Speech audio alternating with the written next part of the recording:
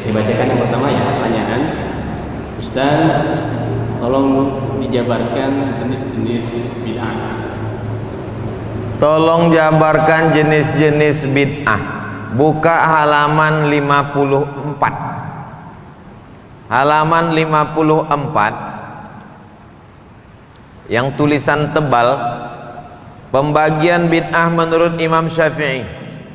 Qala Syafi'i, Imam Syafi'i berkata, al bid'atu bid'atani, bid'ah itu ada dua, mahmudatun bid'ah terpuji, wa mazmumatun bid'ah tercela. Fama wafaqas sunnata, kalau perbuatan itu tidak pernah dikerjakan Rasul tapi masih sesuai dengan hadis sunnah, masih dinaungi oleh hadis, fahuwa mahmud, maka perbuatan itu disebut bid'ah mahmudah, bid'ah terpuji, bid'ah hasanah. Wa ma khalafaha, kalau perbuatan itu bertentangan dengan hadis, fahuwa mazmum, maka namanya bid'ah mazmumah, bid'ah tercela, bid'ah dhalalah, bid'ah mungkarah. Dikasih tanda supaya mudah nanti kalau ditanya orang. Itu menurut Imam Syafi'i. Apa kata Imam Ibnu Hajar Al-Asqalani, halaman 55 yang tulisan tebal. Menurut Imam Ibnu Hajar Al-Asqalani, wat tahqiq, setelah diteliti secara mendetail dan halus, annaha in kanat mimma tandariju tahta mustahsan fi syar'i fahuwa hasanah, kalau dia masih dinaungi hadis dalil yang sahih, masih bisa dilegitimasi dengan dalil, fahuwa fahiya hasanah, maka disebut dengan bid'ah hasanah. Wa in kanat mimma tandariju tahta mustaqbahin fi syar'i fahuwa fahiya mustaqbahah, maka dia termasuk bid'ah dhalalah, mustaqbahah jelek buruk.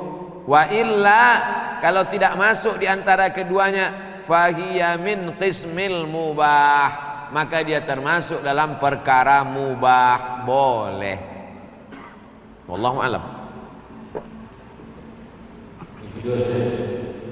Apakah harus disebutkan namanya ketika mengirim doa untuk orang tua kandung? Kalau orang tua kandung tanpa disebutkan namanya sudah sampai otomatis. Itulah makna idza matal insan, kalau manusia mati inqata'a. Semua amal Abdul Somad putus, tapi ada satu amalnya yang dilaksanakannya sekarang tetap nyambung walaupun dia sudah mati. Amal yang mana? Anaknya. Amal anak saya nyampai ke saya, karena anak saya itu amal saya. Saya nggak ngerti Pak Ustadz, apa maksudnya anak Ustadz amal Ustadz? Anak saya itu amal saya, karena kalau istri saya itu cuman saya tengok, nggak mungkin dia hamil. Paham? Amal saya anak saya itu, maka amal dia mengalir ke saya tanpa disebutkannya binti. Beda sama orang lain. Kalau bapak mau ngirim Fatihah untuk saya, mesti sebutkan untuk almarhum Abdul Somad bin Bakhtiar Al-Fatihah. Nggak tahu binnya, bin Abdillah, hamba Allah. Abdillah Abdurrahman, asal jangan bin Abdul Somad. Wallahu a'lam bishawab. Assalamualaikum. Waalaikumsalam. Bagaimana cara untuk meminta maaf kepada orang yang sudah meninggal? Nabi naik ke atas mimbar hari Rabu, meninggalnya hari Senin. Man kuntul jalattu lahu zahran, siapa yang pundaknya pernah ku cambuk waktu aku nyambuk kuda, ternyata dia ada di balik kuda, kena pundaknya. Dia sakit hati, nggak nuntut balas. Haza zahri, ini pundakku, silakan balas. Cambuk. Man kuntu syatamtu lahu irdan, siapa yang kata-kataku kasar menyinggung perasaannya, waktu aku ngomong dia tersinggung. Haza irdi, ini harga diri Muhammad, silakan balas. Sahabat semuanya diam, nggak ada. Siapa yang ada uangnya ku pinjam, langsung tegak. Itu menunjukkan pundak bisa dimaafkan, hati bisa dimaafkan, tapi uang susah. Innalaka alayya thalatha darahim. Kau punya utang 3 dirham. Kata Nabi kepada Fadal, idfa' ya Fadal. Fadal, bayarkan hutang. Cari orangnya. Saya sudah nyari enggak ketemu Pak Ustadz. Waktu saya mau pergi haji takut mati di tanah suci, pesawat meletup meledak. Akhirnya saya cari Pak Ustadz SMP tempat saya makan bakwan dulu, bayar 3 makan 5. Ternyata tanah itu sudah dibangun mall Pak Ustadz. Cari sampai ketemu. Kalau enggak ada juga, hitung berapa angka bakwan. Kau makan bakwannya berapa kali? Libur cuma tanggal merah aja Pak Ustadz. Kau hitunglah berapa harga bakwan itu tahun 80. Jangan tahun 80 1000, sekarang bayar 1000 juga. Inflasi, tak sama nilainya. Hitung menurut harga emas, maka serahkan untuk umat. Karena umat ini satu. Hadhihi ummatukum ummatan wahidah. Kalau ada ahli warisnya bayarkan. Kalau tak ada ahli warisnya serahkan kepada lembaga yang dinikmati masalih ammah, kepentingan umat orang banyak. Bisa serahkan ke yayasan Masjid Jami Al-Azhar. Kalau bingung tak tahu mau ditransfer kemana, nanti akan dibelikan untuk air sedekah. Jadi setiap 10 menit sekali ada iklannya. Air Masjid Jami Al-Azhar. Nanti untuk kepentingan umat, ada orang puasa Senin Kamis, puasa Ayyamul Bait, puasa Ramadan, supaya dinikmati orang banyak. Adapun dosa yang terkait dengan perasaan, saya nggak ada utang Pak Ustadz. Terus apa dosamu? Dulu saya janjikan harus menikah dengan dia, ternyata ada yang lebih cantik Pak Ustaz. Maka tentang masalah itu mintalah kepada Allah. Ya Allah, aku ada silap dan salah dengan salah satu dari hambamu. Aku merasa sampai hari ini berdosa. Allahumma firlahu warhamhu wa'afihi wa'fu anhu. Kalau kau sanggup bacakan Yasin, khatamkan Quran, bacakan Al-Fatihah sebagaimana sudah kita belajari tadi, baik. Ampunkan dosanya, ampunkan dosaku kepadanya. Selesailah usaha kita. La yukallifullahu nafsan illa wus'aha. Kita tidak dituntut lebih dari kemampuan kita. Wallahu a'lam bishawab. Jenazah dipersilakan masuk, kata imam. Untung jenazah itu tak berdiri. Diangkatlah, dipikul ke dalam. Baru saja salam. Assalamualaikum warahmatullahi, assalamualaikum warahmatullahi. Saking mau cepatnya imam, masukkan. Jamaah bingung, karena dia menganggap kalau sholat jenazah nanti tidak bisa lagi ba'diyah, maka tetap boleh ba'diyah setelah sholat jenazah. Begitu dalam kitab-kitab mazhab Syafi'i. Ada yang alal faur, mesti segera, tapi ada yang alat tarakhi, waktunya panjang. Kalau sholat zuhur jam 12, sholat asar jam 12, jam 13, jam 15.30, maka waktunya tarakhi panjang.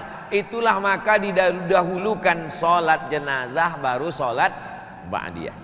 Habis sholat jenazah, setelah selesai dia sholat ba'diyah, maka hukumnya mubah, boleh. Mana yang alal faur? Jenazah. La tahbisuhu, jangan tahan jenazahnya.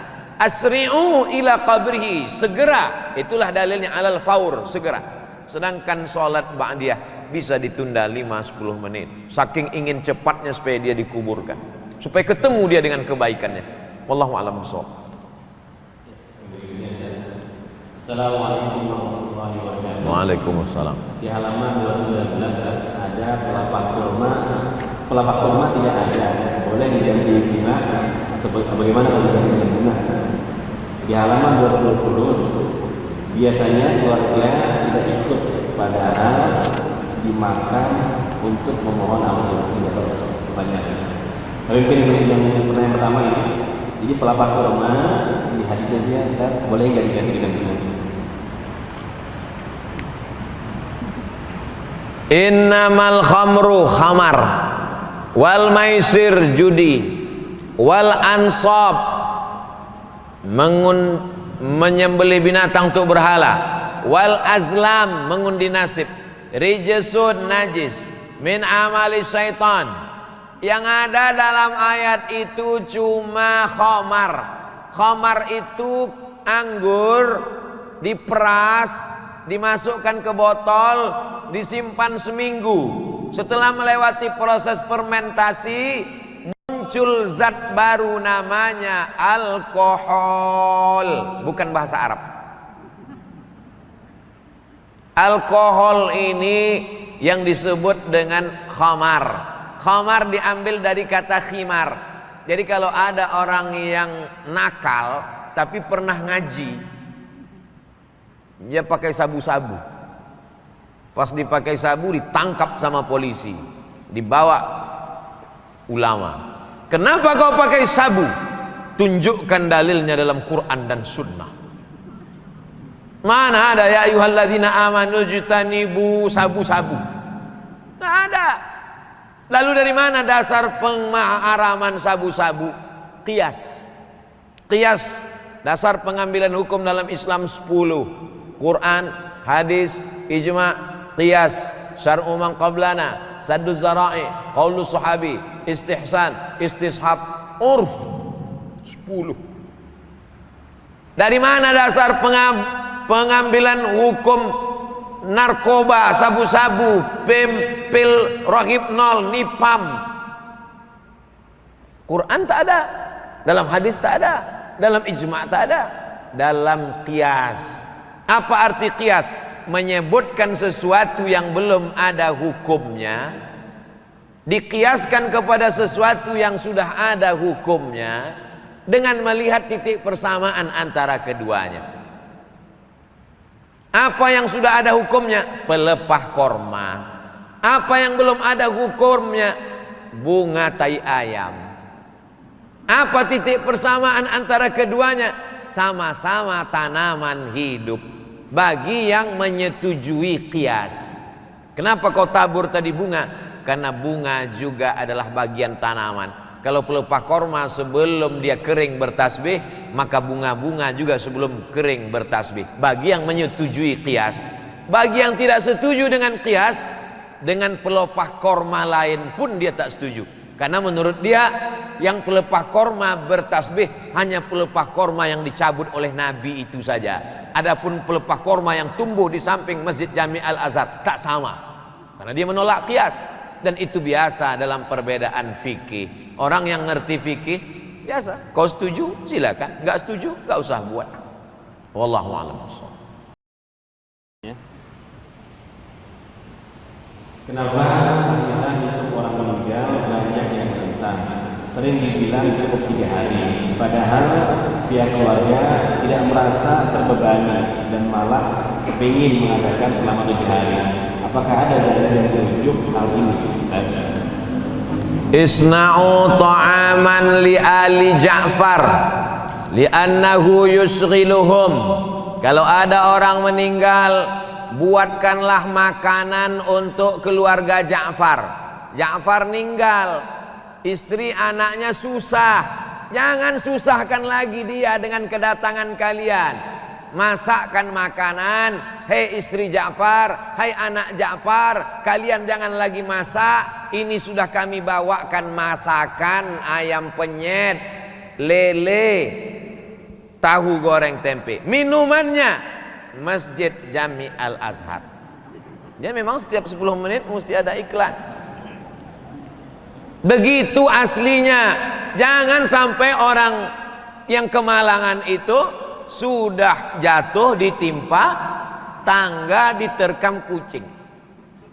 Maka tradisi nenek moyang kita zaman dulu pun begitu. Di kampung-kampung masih ada. Kalau ada orang meninggal, tetangga sekeliling itu ada yang bawa beras, ada bawa telur ayam. Nanti di dapur itu mereka buat dapur umum.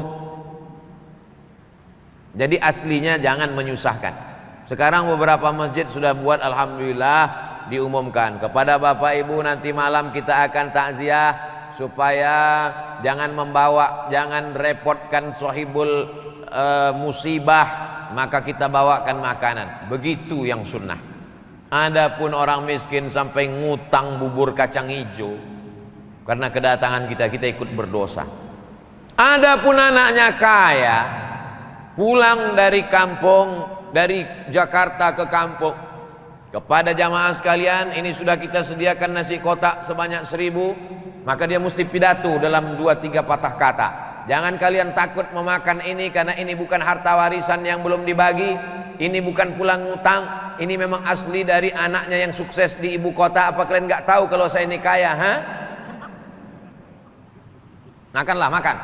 Nah, adapun 7 hari dalam Quran tak ada, dalam hadis tak ada, dalam sahabat Nabi tak ada, tapi ada dalam tabi'in. Orang yang jumpa sama Nabi namanya sahabat, yang jumpa dengan tabi'in yang jumpa dengan sahabat namanya tabi'in, namanya Imam Atha. Kata Imam Atha dari kalangan tabi'in, yustahabbu an yutasaddaqa lahu, dianjurkan keluarganya bersedekah makanan untuk orang meninggal itu, karena orang meninggal itu diuji selama 7 hari. Bukan ayat, bukan hadis. Jadi kalau ada orang bersedekah 7 malam untuk yatim, fakir, miskin, dipakainya pendapat tabi'in.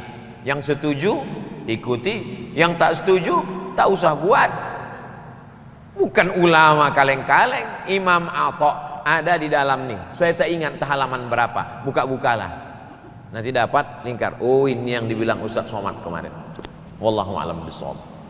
Assalamualaikum. Waalaikumsalam. Apa pandangan Ustaz tentang keterangan yang ada dalam kitab Al-Majmu' Salam Hazard jilid 5 halaman 27 yang menyatakan qala ashabuna wa tuqrahu ta'ziyatu ba'da salasah.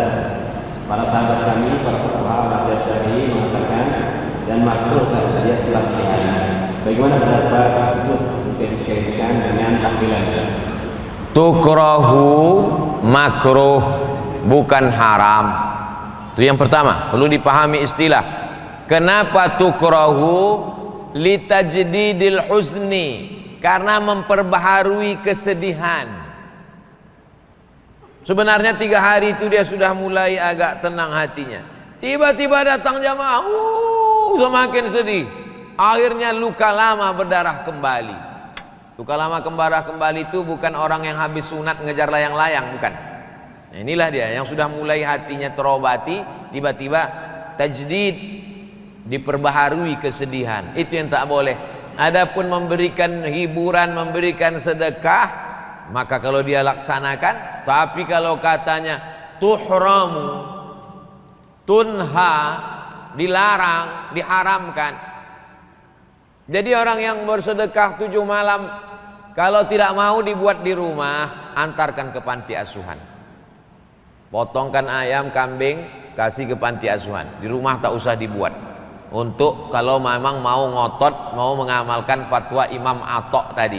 Cuman masalahnya rakyat masyarakat ini mau melakukan perbuatan karena fatwa Imam Atha dari kalangan tabi'in, atau karena takut dituduh tetangga nggak sayang orang tua. Nah, ini. Kamu nggak muat 7 malam? Enggak, anak durhaka.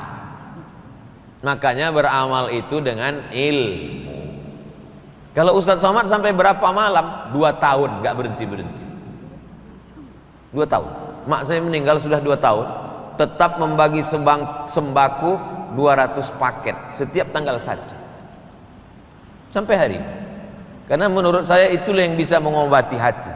Kenapa Ustadz ceritakan? Ustadz kan riak, saya mau ngajak jamaah. Yang nggak setuju, ya nggak apa-apa. Wallahu a'lam.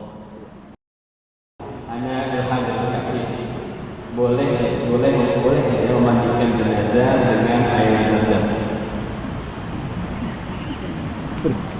Minum aja kita susah. Dia mau mandi.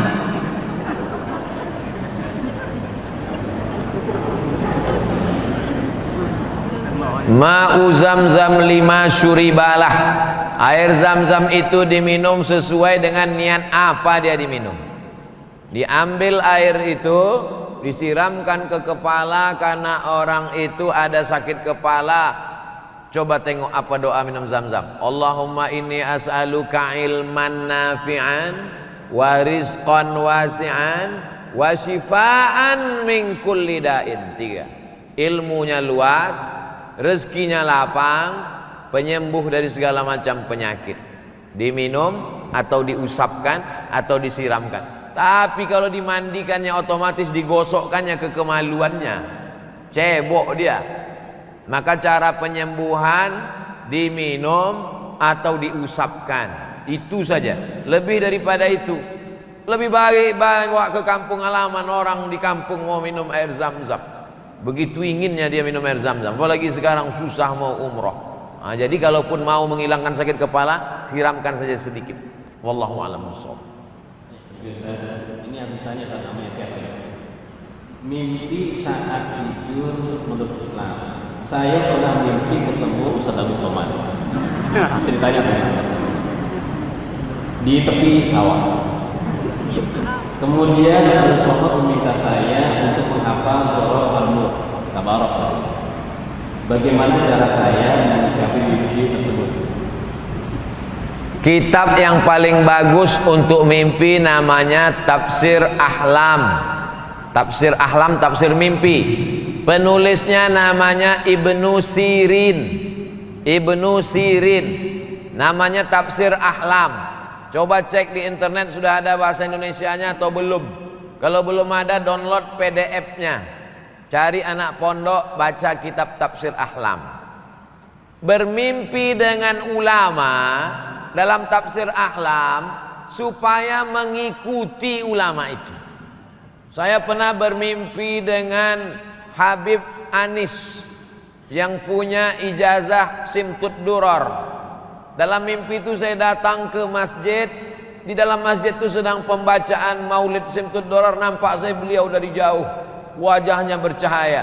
Saya cari di Tafsir Ahlam, apa arti melihat ulama? Supaya kita mengikut ulama itu. Smiling of Habib. Habib yang tersenyum susah membayangkan wajahnya marah. Habib Anis dari Solo. Lalu kemudian mimpi tentang tanaman, menunjukkan bahwa tidak boleh putus asa karena tanaman setelah kering, layu dan mati akan tumbuh sesuatu yang baru. Tanaman, sawah, padi, pecah bijinya, tumbuh kuning, berbuah, layu, kering, mati, tumbuh yang baru. Menunjukkan harus selalu positif. Apa tadi kelanjutan mimpi? Mimpinya berepisode ini. Diminta untuk menghafal Surat Al-Mulk, hadis dari Abdullah ibnu Mas'ud, 30 ayat dibaca malam menyelamatkan dari azab kubur. Itulah dia, tabarakalladzi biyadihil mulk wa huwa ala kulli syai'in qadir alladzi khalaqal mauta wal hayata liyabluwakum ayyukum ahsanu amala. Kalau dibaca surat Al-Mulk itu kita sadar kenapa aku masih hidup sampai hari ini. Alladzi khalaqal mauta, Allah menciptakan mati. Wal hayata, Allah menciptakan hidup. Kenapa aku bisa hidup tak kena Covid? Kalaupun kena tak jadi mati. Bukan karena hebatnya obat, tapi karena liyabluwakum ayyukum ahsanu amala. Allah masih memberi kesempatan untuk beramal. Wallahu a'lam bishawab. Apa hukum azan di waktu bulan? Azan bukan kalau pada sholat.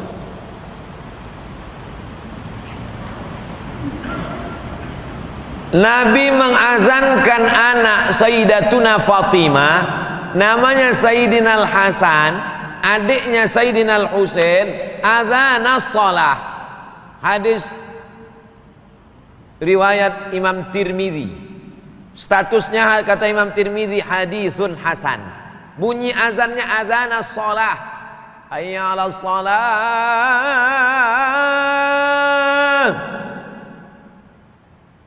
Mentang-mentang anaknya lahir jam 5, as-salatu khairum minan naum. Enggak, tetap azan biasa. Lahirnya diazankan. Kata Syekh Said Sabiq, anak laki-laki anak perempuan sama. Azan telinga kanan, iqamat telinga kiri. Hukumnya sunnah. Tidak wajib. Jadi bapak ibu yang anaknya dulu tidak diazankan, pulang dari sini jangan diazankan lagi. Pulang dari sini kau sebentar. Wow, apanya ayahnya gitu. Dulu semester 3. Kalau lahirnya diazankan, kalau waktu datang ke dunia ini diazankan, maka saat melepas perginya pun diazankan juga. Qiyas. Dalam Quran tak ada, dalam hadis tak ada, dalam qiyas ada, tapi hanya sebagian dari kalangan mazhab Syafi'i, bukan Imam Syafi'i. Sebahagian jama'atun minas Syafi'iyah, sekelompok ulama mazhab Syafi'i, bukan Imam Syafi'i, bukan mazhab Syafi'i secara keseluruhan. Ada Imam Syafi'i, Muhammad bin Idris Syafi'i, ada ulama mazhab Syafi'i berijtihad mengikut manhaj metode Imam Syafi'i. Sebahagiannya mengatakan kalau saat lahirnya datangnya ke dunia ini diazankan, maka saat perginya pun juga diazankan. Dalilnya apa? Qiyas. Quran, hadis, ijma', qiyas. Sikap Ustadz sendiri, saya hadir di pemakaman, ada orang mengazankan di situ, tidak saya larang karena ada ulama mazhab Syafi'i.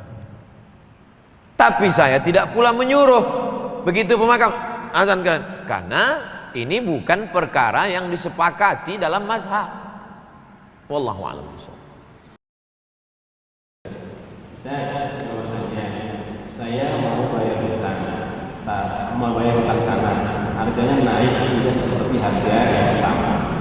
Kenaikan harga dilakukan sepihak kedua. Mana yang saya bayar? Harga pertama atau harga yang naik sepihak? Saya beli tanah bapak harganya 100 juta. Tapi karena saya baru punya uang 50 juta, maka saya bayar setengah 50 juta. Berarti saya berutang berapa? 50. Utang saya 50. Buka surat Al-Baqarah ayat 282. Satu halaman. Ya ayyuhalladzina amanu, hai orang beriman, idza tadayantum bidainin, kalau kalian menjalin transaksi utang piutang, ila ajalim musamma, sampai waktu tertentu, faktubuh, tulislah. Waliyaktub bainakum katibun bil adli, hendaklah diangkat seorang penulis yang adil.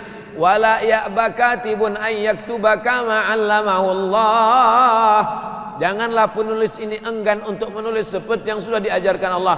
Wastashhidu syahidaini min rijalikum, angkatlah 2 orang saksi laki-laki. Illam yakuna rajulaini, kalau tak ada saksi 2 orang, farajulun, 1 orang.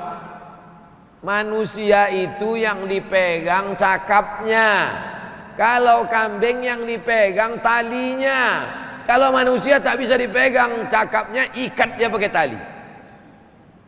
Dulu kau kan janji harganya 50, 100 aku utang 50, membayarnya tanggal 1 Mei tahun 2022, itulah dipegang.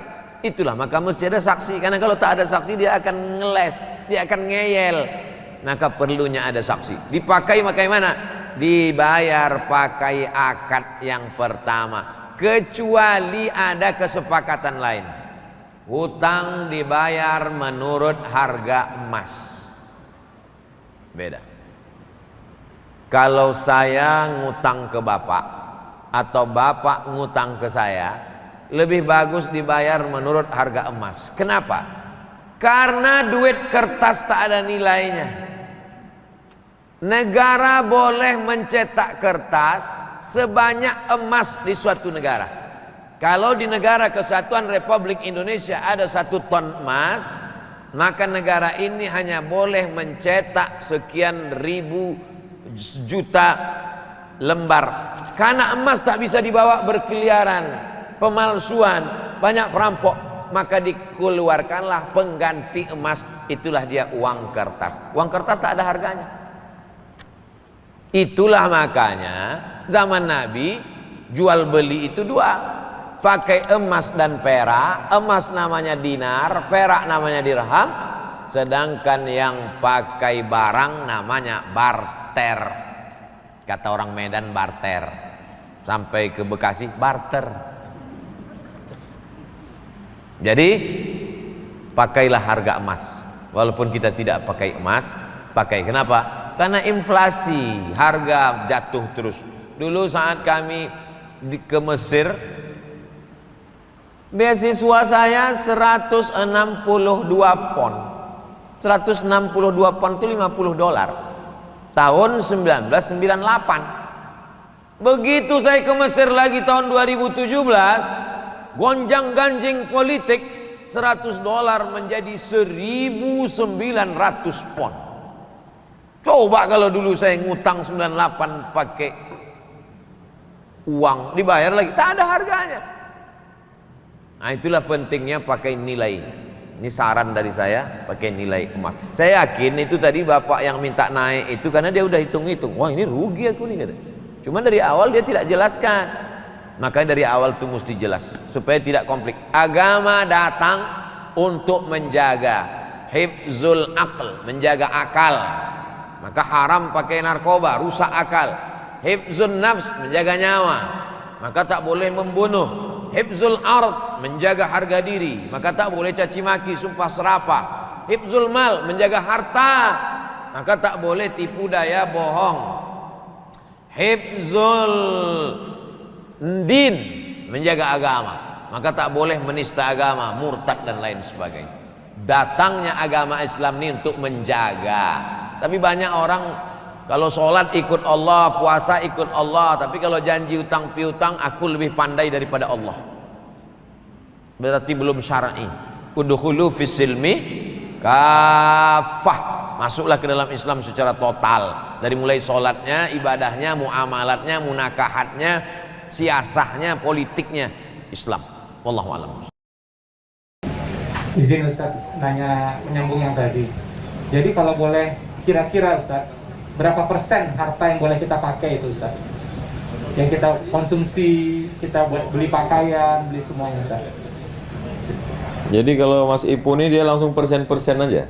Luar biasa. Ini Ahlan wa sahlan wa marhaban biqudumikum Syekhuna Al-Fadil Syekh Labib hafizahullah wa saddada khutah nafa'anallahu bi ghaziri ulumihi asa yakuna hadzal liqa'an tayyiban mubarakan fih. Marhaban fi baladikal awwal.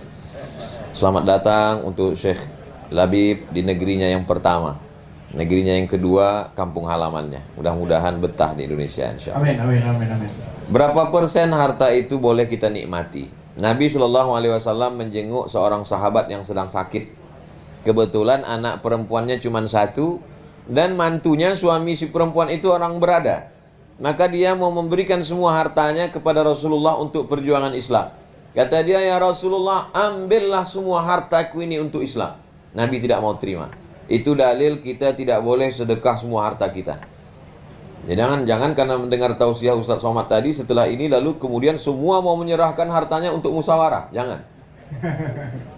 Ambillah semua ya Rasulullah. Tidak. Kalau engkau tidak mau terima asyatru, ambillah setengahnya, 50%. Rasul pun tidak mau terima. Kalau engkau tidak juga mau terima as-sulusu, kalau begitu sepertiga ya Rasulullah. Lalu kata Rasul, as-sulusu katsir. Sepertiga itu pun sebenarnya banyak, tapi boleh. Itulah maka batasan wasiat hanya sah sepertiga. Jadi kalau ada orang terbaring di ruang ICU mau meninggal dunia, dia tuliskan wasiat. Aku wasiatkan semua hartaku untuk musyawarah. Setelah itu dia pun meninggal dunia. Maka hartanya semua misalnya 10 miliar. Maka yang jatuh ke musyawarah hanya 3 miliar 333 juta. Yang 6 miliar 666 juta tetap dibagikan kepada ahli waris. Nah, ini tentang harta. Jadi ada yang zakat sudah ada jelas 2,5%. Kalau emas 2,5%. Kalau tabungan 2,5%. Kenapa tabungan sama dengan emas? Karena zaman dulu mata uang adalah emas dan yang ditabung itu adalah emas. Itulah maka rupiah, dolar, euro yang kita simpan zakatnya setelah 1 haul setahun 2,5%. Bukan 25%, 2,5%. Kalau 1 juta 25 ribu, Kalau 10 juta 250.000, kalau 1 miliar 2,5 juta. Mudah-mudahan kalau 100 juta 2,5 juta, kalau 1 miliar 25 juta. Maka inilah semua yang kita berikan untuk agama Allah Subhanahu wa taala. Lalu kemudian ada pun hibah boleh. Hibah boleh saja dia berikan selama tidak ada unsur untuk menzolimi, menganiaya. Ada seorang laki-laki menikah dengan seorang perempuan, tidak punya anak. Kalau dia meninggal dunia, maka hartanya akan diwarisi oleh istrinya dan saudara kandungnya. Karena dia dalam keadaan sakit, lalu dia berpikir istriku tidak peduli, saudara kandungku tidak peduli, maka dia katakan semua hartaku. Maka sesungguhnya itu tidak boleh, zalim, aniaya. Karena ada hak orang lain dalam dirinya. Adapun istrinya, saudaranya tidak memperdulikan dia, itu urusan orang lain. Adapun dia tidak boleh menyebabkan wasiat itu membuat aniaya. Hanya saja dalam Islam, walaupun boleh menggunakan harta tanpa batasan, tapi jangan sampai mubazir. Innal mubazzirina kanu ikhwanas syayatin. Orang yang mubazir adalah saudara setan. Silakan punya mobil, silakan punya rumah, silakan punya sepatu, silakan punya baju, silakan punya cincin, silakan punya perhiasan, tapi hanya sebatas kewajaran. Adapun di atas berlebih. Ustaz Somad punya cincin, jangan-jangan itu Intan Permata, ini mereknya Casio, kasih orang. Casio orang. Kenapa Ustaz tidak beli cincin mahal? Saya suka batu cincin, tapi begitu saya lihat di mall harganya 50 juta, pas mau saya beli, ini kalau saya beli sementara bisa untuk 50 juta itu insya Allah 50 anak yatim bisa untuk makan beras anak yatim. Jadi kita berpikirnya ke sana. Jadi musyawarah, bedanya sebelum masuk musyawarah, setelah dengan masuk musyawarah. Sebelum masuk musyawarah dia bebas saja. Tapi setelah masuk musyawarah dia berpikir, kira-kira ini berapa anak yatim, berapa fakir miskin. Berpikirnya ke sana. Wallahu a'lam bishawab. Bismillahirrahmanirrahim. Assalamualaikum warahmatullahi wabarakatuh. Waalaikumsalam. Pertanyaan pertama yang satu pertanyaan, Ji. Oh, iya. Apa? Ya, satu orang kan Ustaz. Untuk 2 pertanyaan boleh dong? Gak apa-apa, yang satu di WA Anda. Oh gitu. Yang pertama terkait masalah fastabiqul khairat, Ustaz. Bagaimana memahami fastabiqul khairat? Apakah fastabiqul khairat itu diperuntukkan untuk kita sesama muslim atau untuk kita dengan non muslim? Yang pertama. Yang kedua, bagaimana maknai ikhlas dalam kehidupan kita saat ini, Ustaz? Yang saat ini banyak sekali ujian kita, terutama di pandemi, masalah ikhlas ini, Ustaz. Mungkin itu aja dari Anda, Ustaz. Assalamualaikum warahmatullahi wabarakatuh. Waalaikumsalam warahmatullahi wabarakatuh. Mas Roni, Ro artinya lihatlah, ni aku, Roni lihatlah aku. Lihat aku, Roni. Look me. Look me. Jadi Mas Lukmi, Mas Roni. Yang pertama, fastabiqul khairat. Apakah kita buat baik hanya sesama muslim saja? Ada seorang sahabat namanya Asma, perempuan. Asma punya ibu non muslim, tidak Islam. Ibunya datang dari kota Makkah untuk bersilaturahim ke kota Madinah. Lalu kemudian Asma takut bertemu dengan ibunya karena beda agama. Lalu kemudian dia bertanya kepada Nabi SAW, "Ya Rasulullah, wahai Rasulullah, ummi qadimat, ibu saya datang. Afa asiluha, bolehkah saya menyambung silaturahim dengan ibu saya?" Kata Nabi, "Siliha, sambunglah." Lalu kemudian dia bertanya lagi, "Afa u'tiha, bolehkah saya memberikan hadiah untuk ibu saya yang non muslim?" Kata Nabi, "I'tiha." Itu dalil boleh menyambung silaturahim dengan beda agama dan boleh saling berbagi hadiah. Makanya kata Syekh Atiyah Saqar, ulama Azhar, dalam fatwa Azhar, boleh membagi daging hewan kurban kepada non muslim. Sama-sama daging. Jangan mentang-mentang non muslim dikasih lemak nggak ada dagingnya. Nah, ini begitu Islam mengajarkan tentang kelapangan hati. La yanhakumullahu 'anil ladzina lam yuqatilukum fid din. Kalau mereka yang berbeda agama itu tidak memerangi kamu, walam yukhrijukum min diyarikum, tidak mengusir kamu dari kampung halaman kamu, antabarruhum, kamu boleh berbuat baik kepada mereka, wa tuqsitu ilaihim, kamu boleh bersikap adil kepada mereka. Wala yajrimannakum shana'anu qaumin 'ala alla ta'dilu. Jangan hanya karena kebencian kamu kepada orang, kepada golongan, alla ta'dilu, membuat kamu tidak bersikap adil. Justru dengan interaksi sosial itu akan membuka hidayah.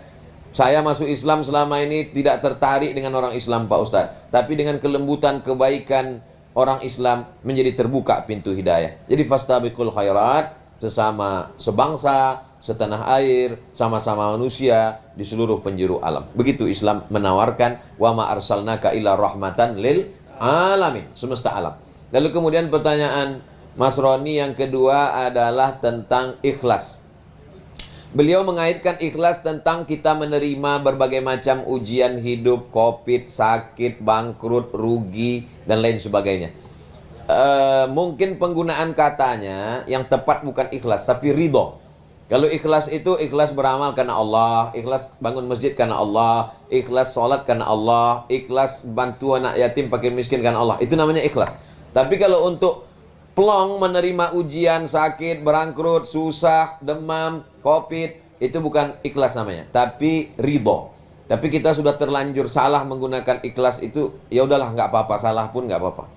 Ya, makanya selalu orang katakan ikhlaskan ya, meninggal ikhlaskan ya.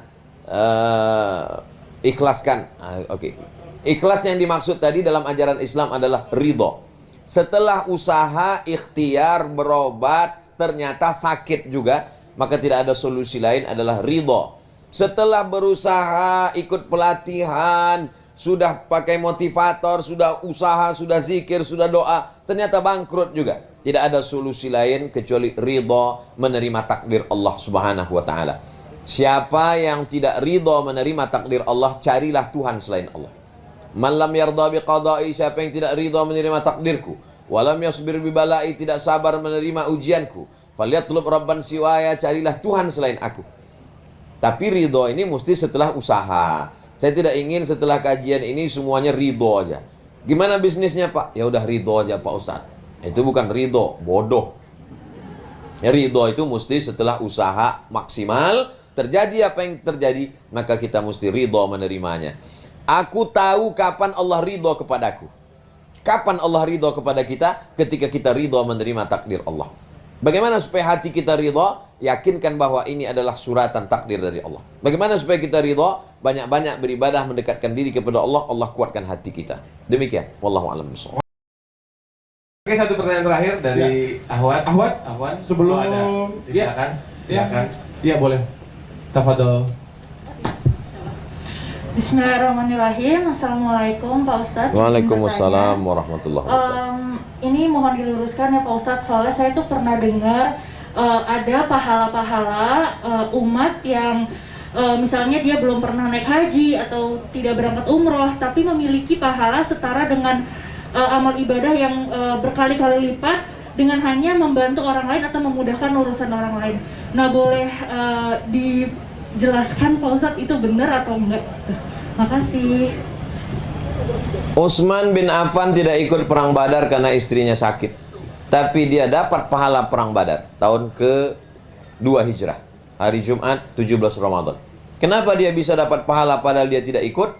Kata Nabi, man jahhaza ghaziyan faqad ghaza. Siapa yang menyiapkan alat-alat perang jihad fisabilillah, maka dia dapat pahala jihad fisabilillah. Kita tidak hafal Quran. Kita tidak hafal Quran, tapi kita bisa dapat pahala hafal Quran. Kenapa? Mewakafkan tanah untuk rumah Quran, mendirikan rumah Quran, support tiap bulan beras. Tapi jangan gara-gara ini lantas nggak baca Quran. Nanti suaminya nanya, mama nggak baca Quran? Kita sudah dapat pahala hafal Quran. Nah, jadi seimbang juga. Kalau kita sudah merasa bahwa kita tidak ada amal, dari satu jalan, kita tebus dengan jalan yang lain. Amal badan kita kurang, sholat sunat kita kurang, zikir kita kurang, baca Quran kita kurang. Kita lebihkan di yang lain. Apa itu? Amal harta, zakat, wakaf, infak, sedekah, wasiat, hibah. Amal hartanya kurang, amal badannya lebihkan. Amal hartanya kurang, amal badannya kurang, amal hatinya lebihkan. Ridho, tawakal, zikir, qanaah. Ini semua ikhlas, ini amal hati. Karena amal ada 3, amal badan, amal harta, amal hati. Ada orang yang tidak haji, tapi dapat pahala haji. Apa betul? Ya. Man shalla subha fi jama'atin, siapa yang sholat subuh berjamaah. Summa qa'ada yadhkurullah, setelah itu dia duduk di masjid berzikir mengingat Allah. Hatta tatul asyamsu, sampai terbit matahari. Sampai terbit matahari, ukur aja waktu Jakarta sholat maghrib jam berapa. Maghrib Jakarta jam 5.40. Maka duduklah habis sholat subuh sampai jam 5.40 di masjid. Zikir, baca Quran, solawat, istighfar, tasbih, tahmid, takbir sampai jam 5.40.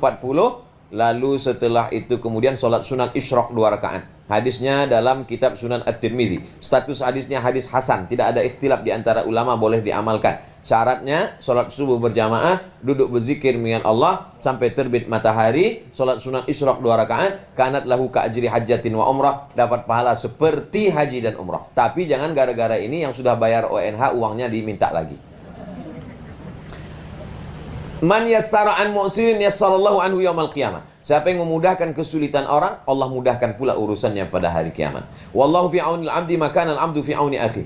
Allah akan senantiasa menolong seorang hamba selama hamba itu mau menolong saudaranya. Bukan satu jalan menuju surga, ada pintu babus sedekah, ada pintu babus shalah, ada pintu babul jihad, ada pintu babur rayyan untuk yang puasa sunat, macam-macam banyak pintu. Kalau bisa kita masuk dari semua pintu seperti Abu Bakar Siddiq radhiyallahu anhu. Amin ya rabbal alamin. Wallahu a'lam.